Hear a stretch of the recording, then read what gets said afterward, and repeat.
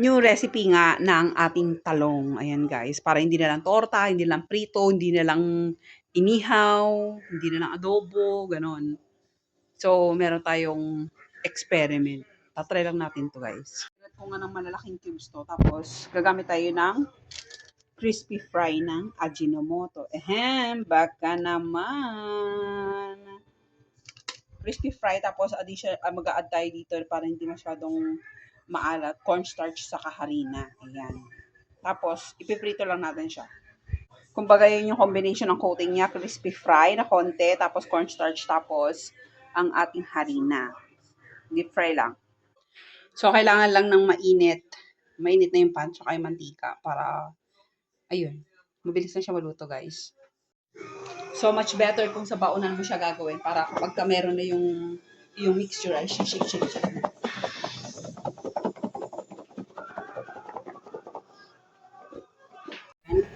Mainit ng ating mantika. Dito na tayo ng ating talong na may coating. So, hindi nga dumikit. Tingnan nyo. So, nilagyan natin ng itlog. Ayan, dumikit na siya. Para siyang fried chicken. Trial and error. Oh, guys. Mukha lang siyang chicken pops. Diba? Yummy. Bahala na kayo kung anong sasawa ng gagawin nyo. Pero ako kasi gagawa ko ng teriyaki sauce.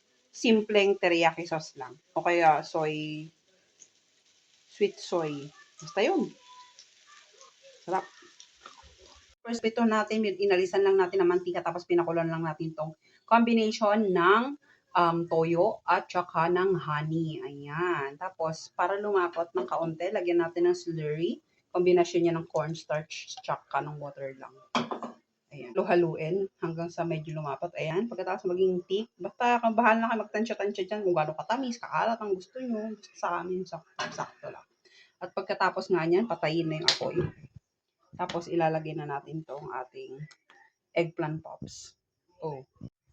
Tada! Ito na ang ating finished product. Kinote lang natin yung ating eggplant pops ng ating sauce. Kain na. Try nyo na guys.